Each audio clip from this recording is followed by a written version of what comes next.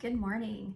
We're going to go ahead and read the story Big Red Lollipop. You can find this story in your anthology page on page 34. So let's go ahead and get started. Big Red Lollipop by Roxana Khan, illustrated by Sophie Blackall. Our essential question: how are families around the world the same and different? Read about how a girl and her sisters get along. I'm so excited. I run all the way home from school. Ami, I've been invited to a birthday party. There's going to be games and toys, cake and ice cream. Can I go? Sana screams, I want to go too. Ami says, what's a birthday party? It's when they celebrate the day you were born. Why do they do that? They just do. Can I go? Sana screams, I want to go too. I can't take her. She's not invited. Why not, says Ami. They don't do that here. Ami says, well, that's not fair. You call up your friend and ask if you can bring Sana, or else you can't go. But Ami, they'll laugh at me. They'll never invite me to another party again. Sana screams, I want to go too. I say, look, Sana, one day you'll get invited to your own friends' parties. Wouldn't you like that better? No, I want to go now. I beg and plead, but Ami won't listen. I have no choice. I have to call. Sally says, all right, but it doesn't sound all right. I know she thinks I'm weird. At the party, I'm the only one who brought her little sister. Sana has to win all the games, and when she falls down during musical chairs, she cries like a baby. Before we leave the party, Sally's mom gives us little bags. Inside, there are chocolates and candies, a whistle, a ruby ring, and a big red lollipop. Sana eats her big red lollipop on the way home in the car. I save mine for later. So I want to know, what kind of kid are you? Are you the kind that saves your lollipop for later, or are you the kind that eats it right away? Sana doesn't know how to make things last. By bedtime, her candies are all gone. Her whistle is broken, and the ruby in her ring is missing. I put my big red lollipop on the top shelf of the fridge to have in the morning. All night, I dream about how good it will taste. In the morning, I get up early to have it. Sana's already up. When she sees me, she runs away. I open the fridge door. All that's left of my lollipop is a triangle stuck to a stick. Sana! So I want you guys to tell me, what do you think happened to the lollipop? So when we visualize means to see pictures in your head. Sometimes the author doesn't tell you what to see, but already I can visualize what happened to that lollipop. Have you ever had a lollipop before? I've had a lollipop, and I know that when I sit there with my lollipop, what happens to the lollipop after time passes? That's right, my lollipop gets smaller and smaller and smaller. So, what happened to Rubina's lollipop?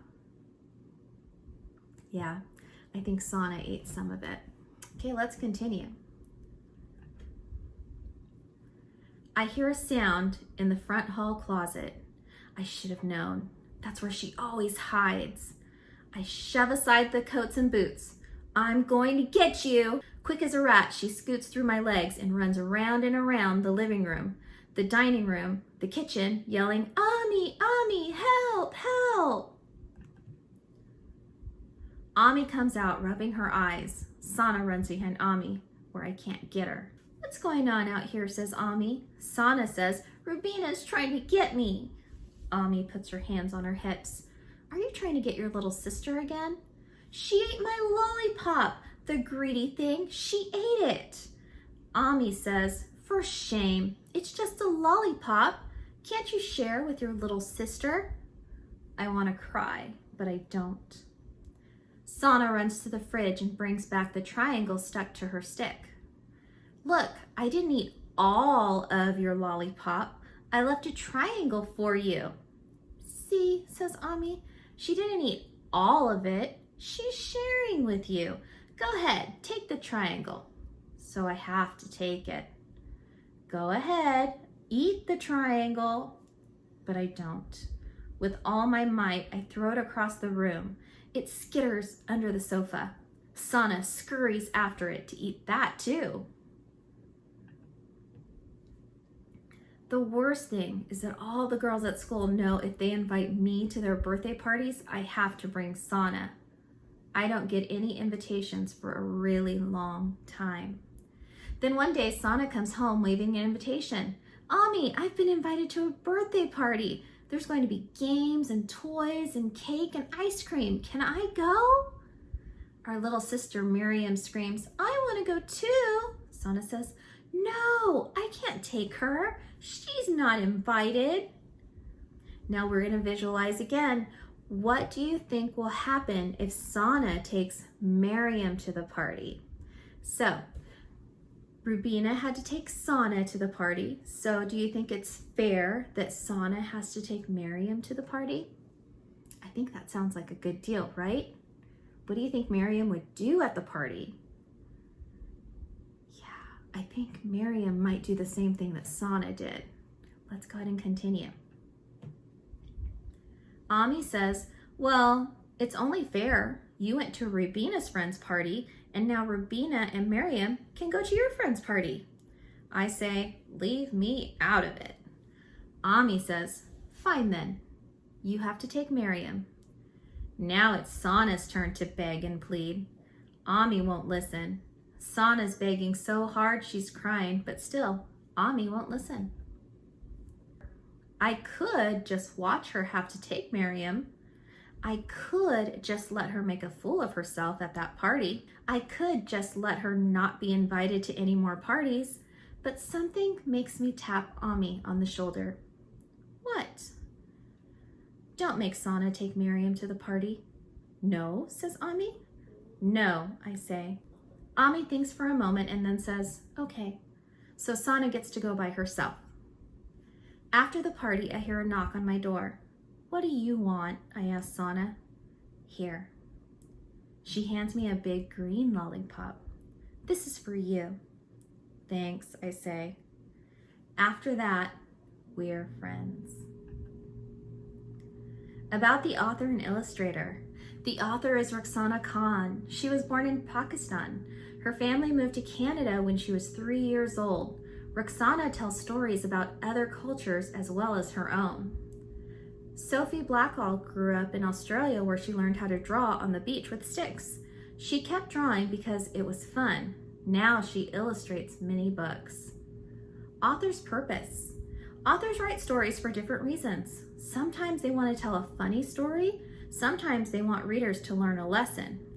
Why do you think Roxana wrote this story? So that's a great question for you. Why do you think she wrote this story? Was it to entertain us? Was it to make us laugh? What do you think? Okay. One thing we didn't talk about at the beginning was what was the genre of this story?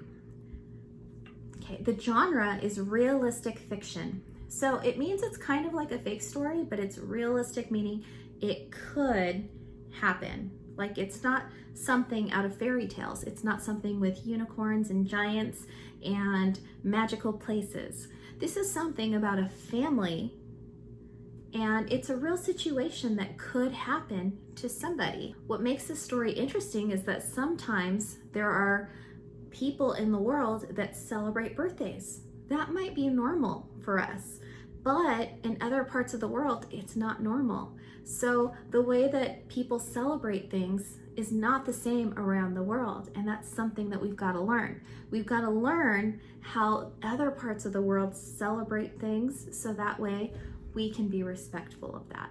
So anyways, I hope you guys enjoyed this read aloud.